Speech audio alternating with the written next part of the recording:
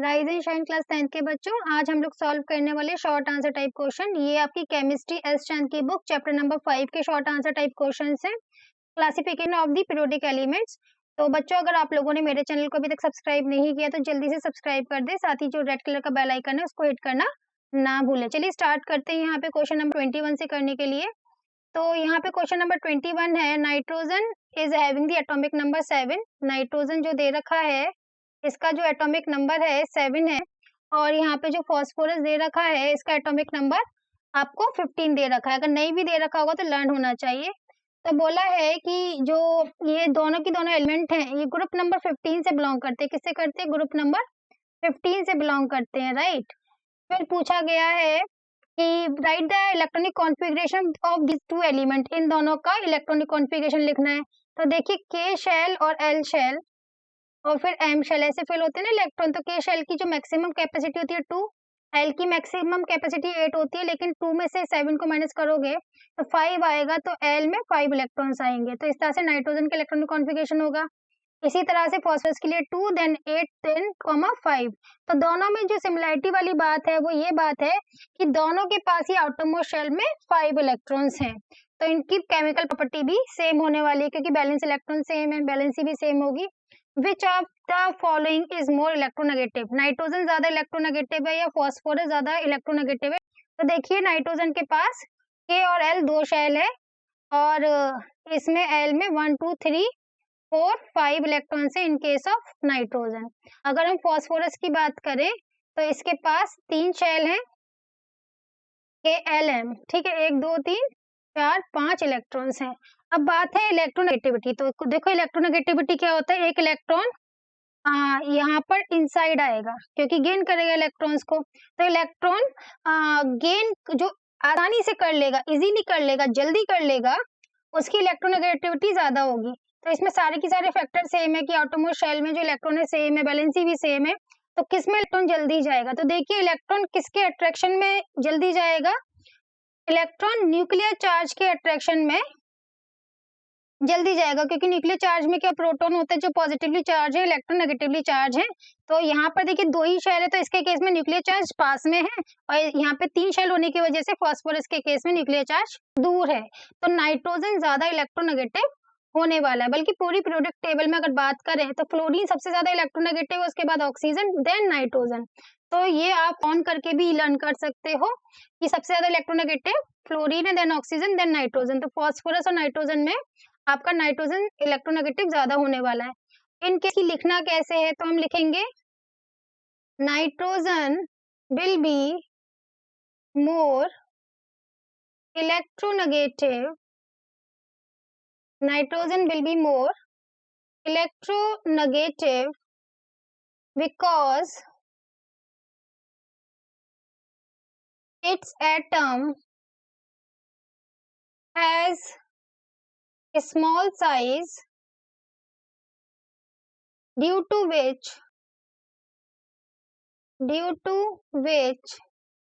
attraction of its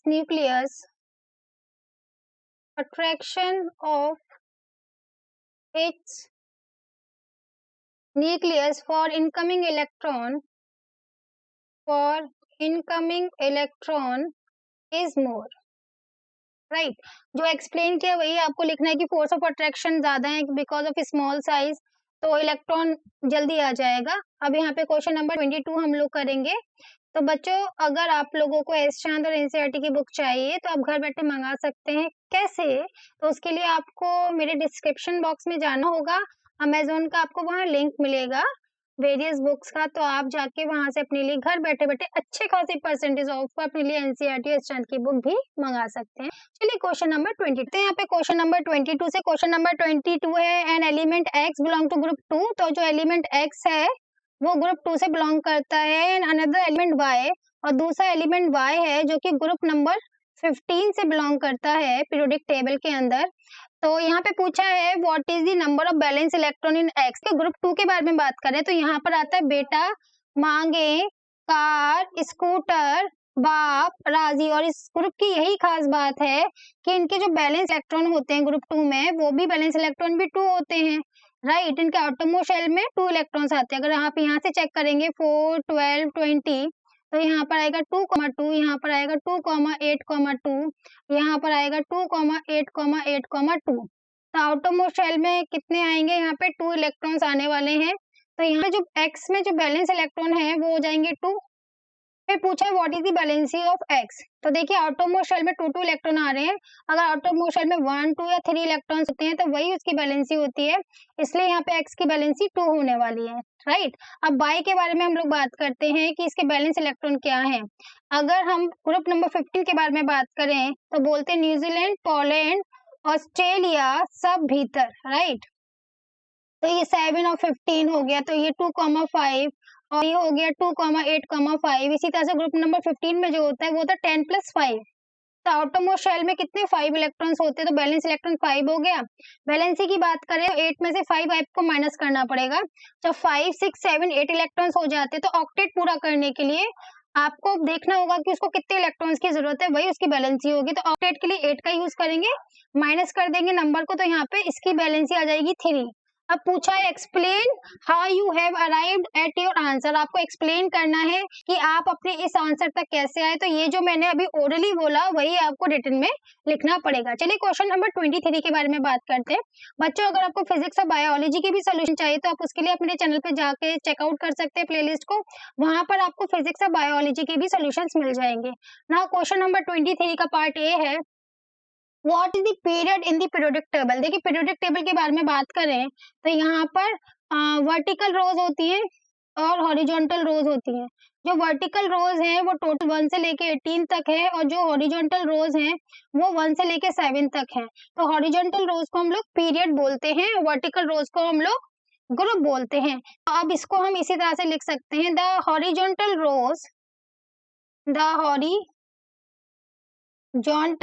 rows of elements in a periodic table are called rows। जो horizontal रोज हैं उनको हम लोग क्या बोलते हैं, आर कॉल्ड पीरियड्स। हॉरिजॉन्टल को लेटी हुई वालों को हम लोग क्या बोलेंगे, आर कॉल्ड पीरियड्स। ठीक है। अब यहाँ पर पूछा गया है कि how do atomic structure change in a period with increase in atomic number left to right. देखिए क्या होता है कि increasing order of atomic number में लगा, जैसे 3, 4, 5, 6, 7, 8, 9, 10 इस तरह से increasing order of atomic number में लगा है। तो लेफ्ट टू राइट जाने पर इलेक्ट्रॉनिक अरेंजमेंट में क्या फर्क पड़ता है। तो देखिए अगर हम लेफ्ट टू राइट जाते हैं तो आउटरमोस्ट शेल में एक एक इलेक्ट्रॉन बढ़ता जाता है। तो वही लिखेंगे as we move from left to right in a period, as we move left to right in a period, the atomic number of element, the atomic number of an element increases, which means that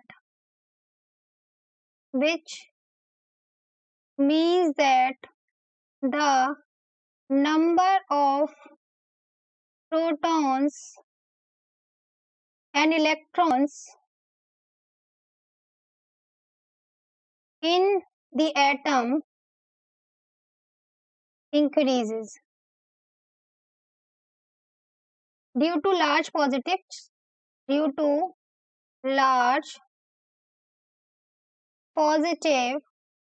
charge on the nucleus.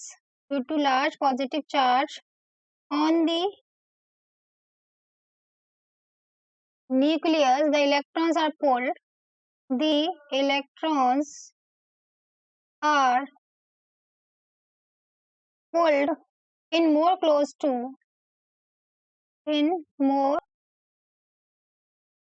to the nucleus, and the size of the atom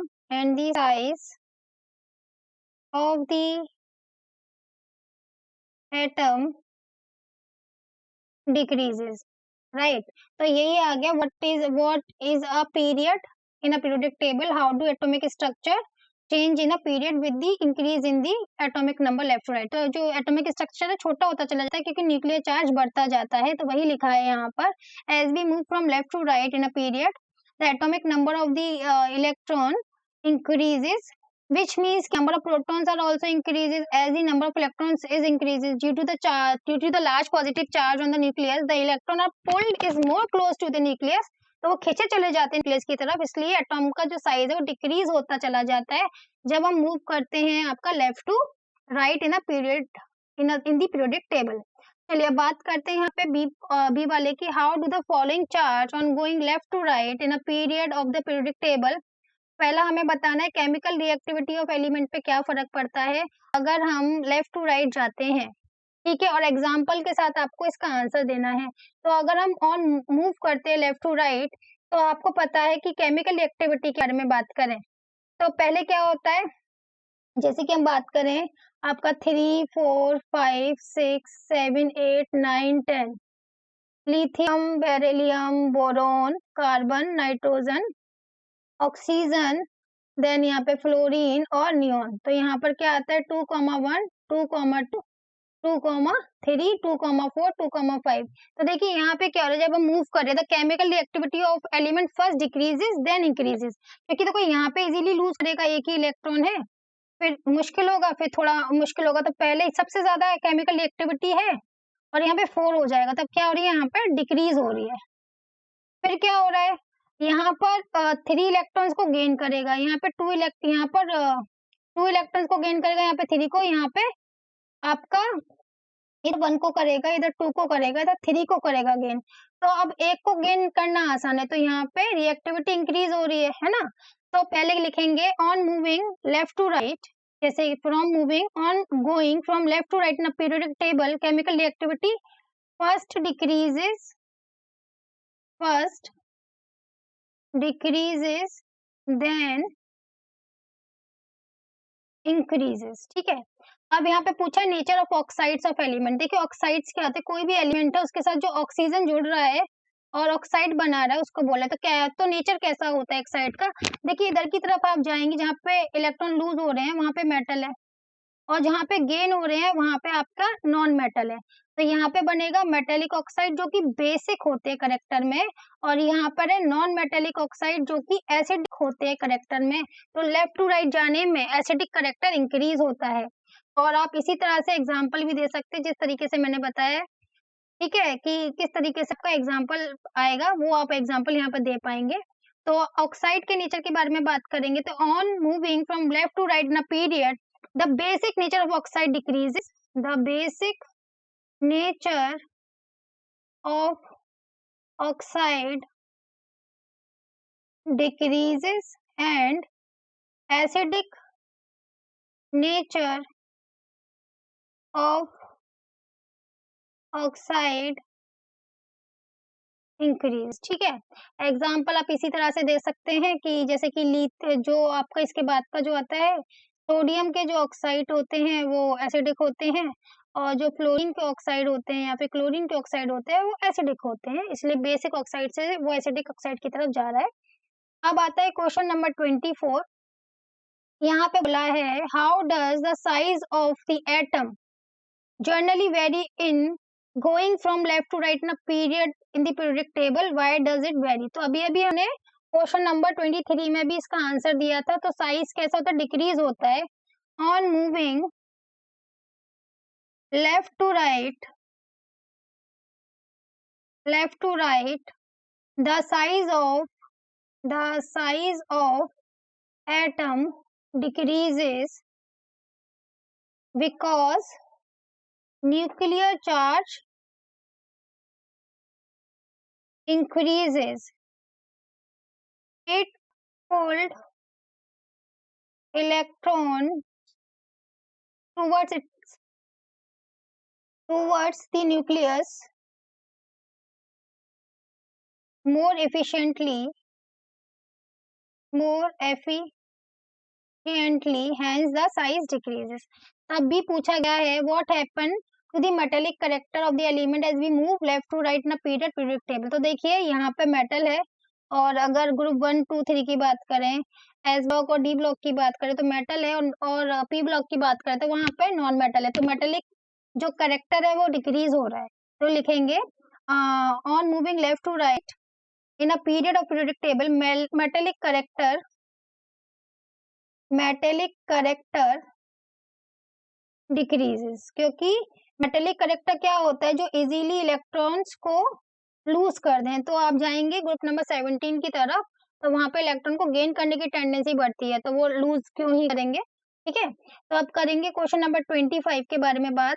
ये बोल रहा है 25 में, explain by ए का first all the elements of group have similar electrochemical property. जितने भी element होते हैं ग्रुप में, उनकी प्रॉपर्टी क्यों सेम होती है। देखिए एटॉमिक नंबर के बेसिस पर रखा है, तो क्या होता है, cause they have same number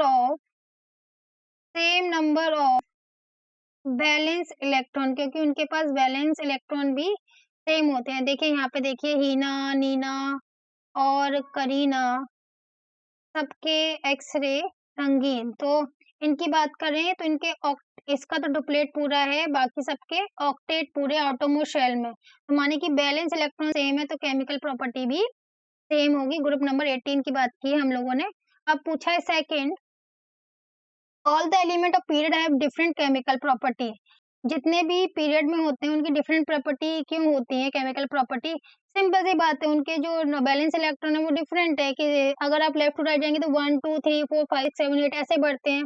cause they have, तो यही लिखेंगे, cause they have different number of valence electrons. अब पूछा है B, the atomic radii of 3 elements X Y Z. 3 element हैं एक्स वाई जेड, इनकी एटॉमिक रेडियाई दे रखी है। एक्स की दे रखी है 186 pm, पिकोमीटर है यहाँ पे pm का मतलब, और वाई की 104 pm, और जेड की दे रखी है 143 pm। पूछा है given a reason arrange the element in increasing order of their atomic number. देखिए क्या है कि एटॉमिक नंबर जितना ज्यादा होगा, प्रोटॉन का नंबर उतना ही ज्यादा होगा।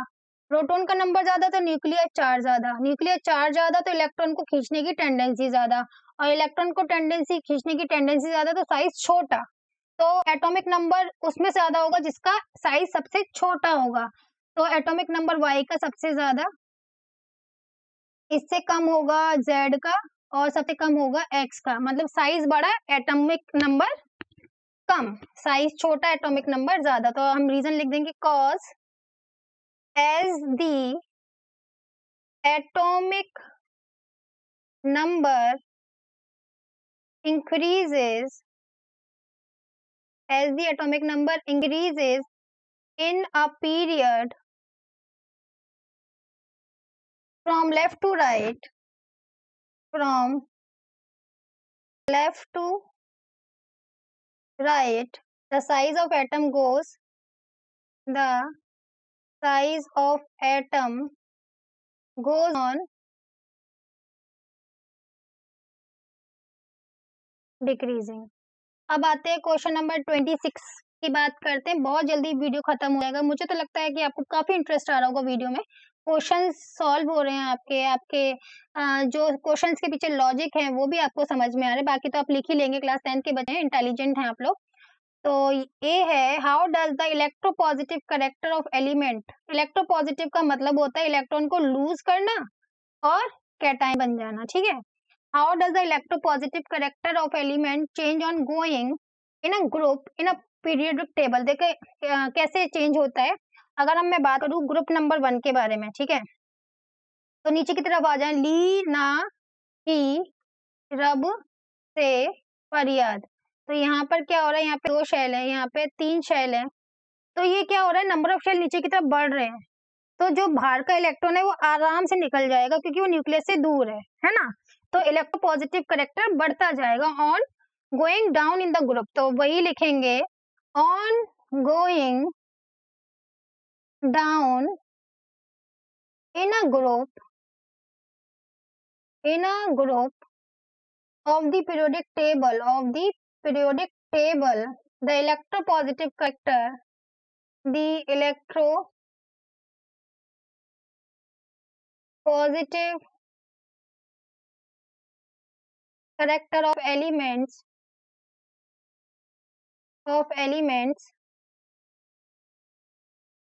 increases. अब पूछा है यहाँ पर बी वाला part, state how the valency of element varies in a group. Valency कैसे वेरी करती है ग्रुप में, तो वैलेंसी वेरी नहीं करती, इट्स रिमेन कांस्टेंट, क्योंकि बैलेंस इलेक्ट्रॉन सेम है, ठीक है।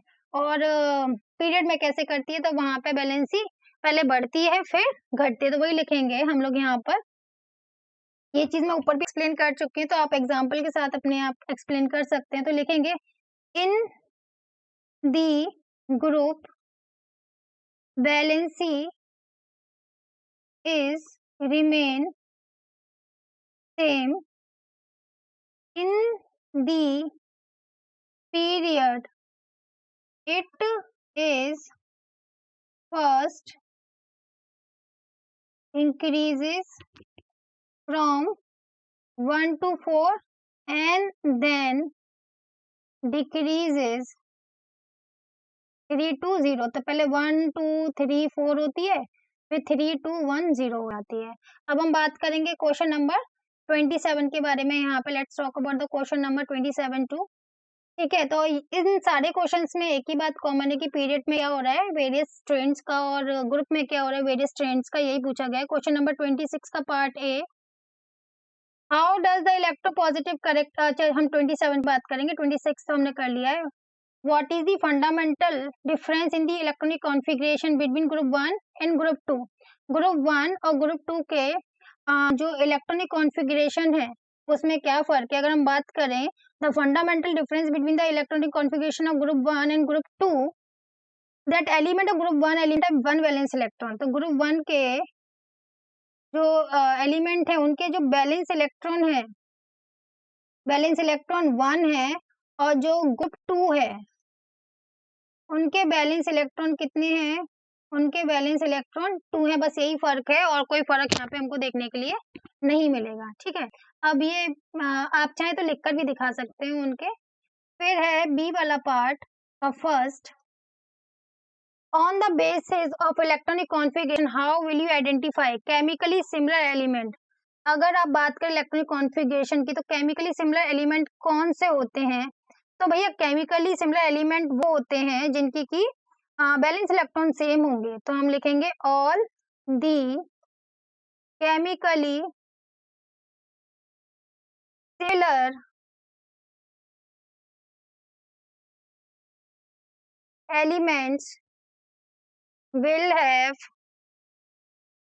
same बैलेंस इलेक्ट्रॉन्स, ठीक है। फिर सेकंड पूछा है the first element of period on the basis of electronic configuration how will you identify the first element of period.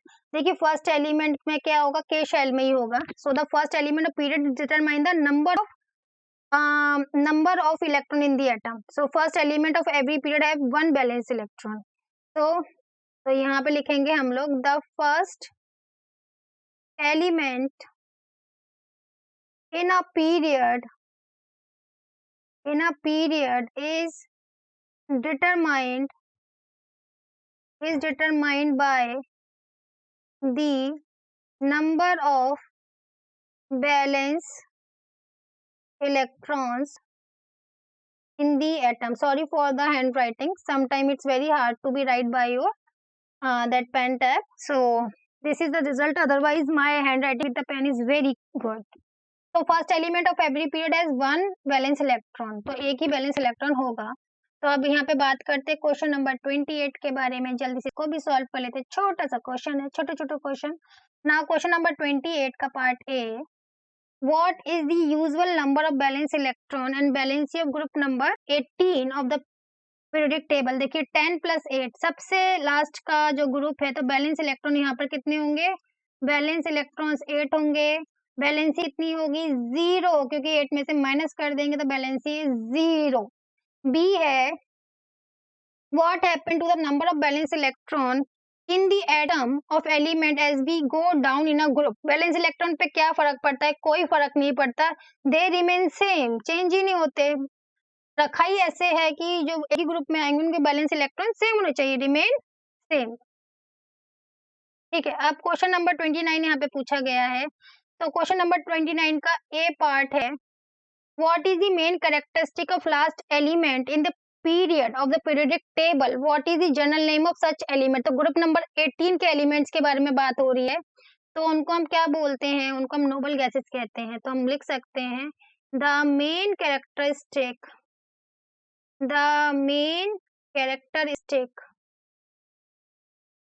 of last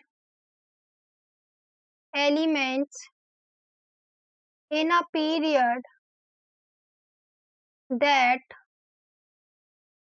they all have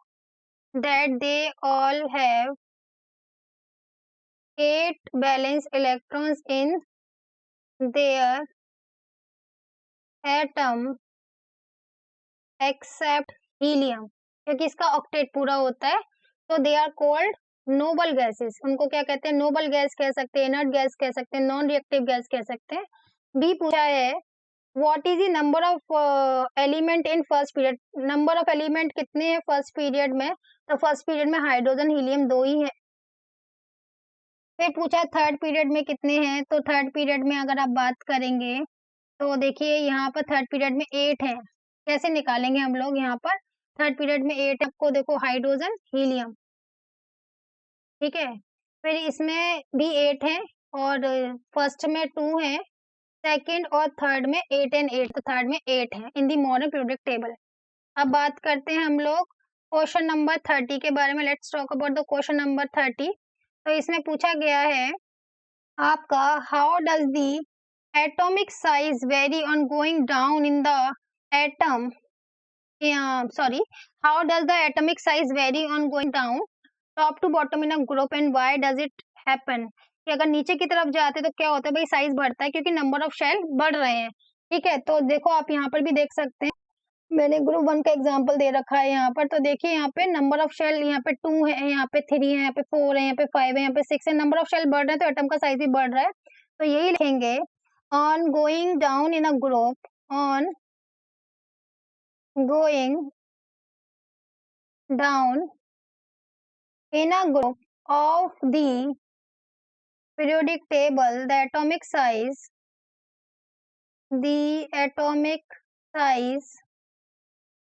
increases when as the number of shell also increases। अब यहाँ पे पूछा है lithium, sodium and potassium, ये lithium है, ये sodium है, potassium है। All are metal that react with water liberate hydrogen, ये क्या करते हैं? ये सारे मेटल्स हैं, वाटर के साथ रिएक्ट करते हैं और यहाँ पे हाइड्रोजन को ये लिबरेट करते हैं, right. Is there any similarity in the atom of these element, is there any similarity in the atom of these element, explain your answer. क्या इनमें कोई सिमिलैरिटी है? तो ऑब्वियसली इन सब के लास्ट में कितना है? एक ही बैलेंस इलेक्ट्रॉन है, ये सिमिलैरिटी है, इसलिए एक जैसा बिहेवियर करते हैं। सिमिलैरिटी लिखेंगे that they have one valence electron in their outermost shell. अब आता है क्वेश्चन नंबर 31 के बारे में, हम लोग जैसे यहाँ पे बात कर लेते हैं। तो क्वेश्चन नंबर 31 है how does the tendency to lose electron change as we go down in group 1। तो कौन सी टेंडेंसी? लूज ऑफ इलेक्ट्रॉन की टेंडेंसी बढ़ती है। क्यों बढ़ती है? क्योंकि नंबर ऑफ शेल बढ़ रहे हैं, न्यूक्लियर चार्ज दूर हो रहा है। तो हम लिखेंगे the tendency of loose electrons will increase as we move down the group as the number of shell increases and nuclear charge, and nuclear charge will not attract much of the outermost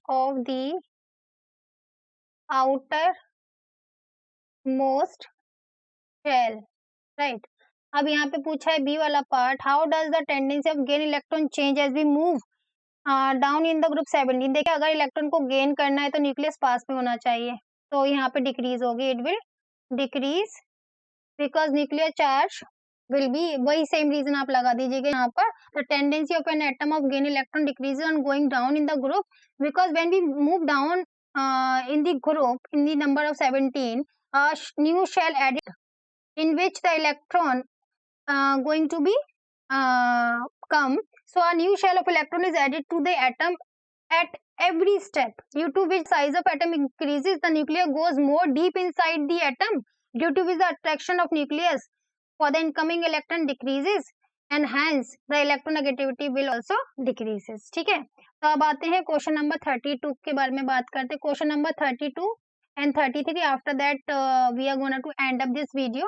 तो यहाँ पे बात करते हैं question number 32 के बारे में। Reasons लिखने हैं आपको। A, why does the size of atom progressively become smaller when we move from sodium to chlorine? जब हम लेफ्ट टू राइट जा रहे हैं पीरियड में तो साइज क्यों कम होता जाता है, ये हमें बताना है। सिंपल सी बात है, न्यूक्लियर चार्ज बढ़ रहा है इसलिए हो रहा है। तो ये लिखेंगे as we move from sodium to chlorine in the third period the size of atom of element decreases. Sodium atom is biggest where the chlorine is the smallest as we move left to right in a period. So the atomic number of element increases. तो हम यहाँ पे वही लिखेंगे, atomic number of element increases. So the number of proton also increases, hence the nuclear charge increases, which pull the electron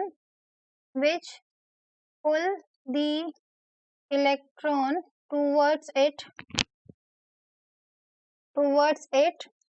and size of atom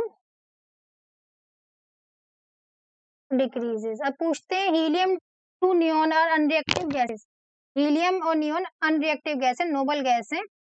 What if anything do their atoms have in common? इनके बीच में क्या common है? That helium duplet is complete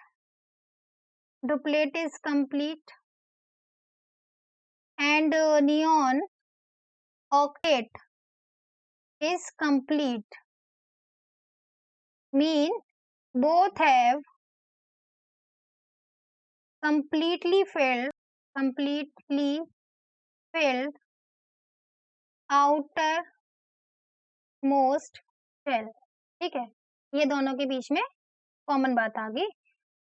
तो आप मुझे comment box में बताइएगा कि आपके और मेरे बीच में क्या कॉमन बात है, if you find some common things between us. तो चलिए अब यहाँ पे बात करते हैं हम क्वेश्चन नंबर 33 के बारे में।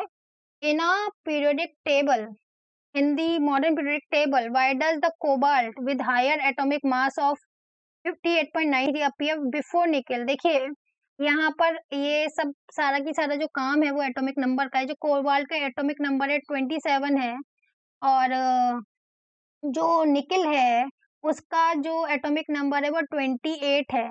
तो मॉडर्न पीरियोडिक टेबल कैसे लगा है? Modern periodic table is arranged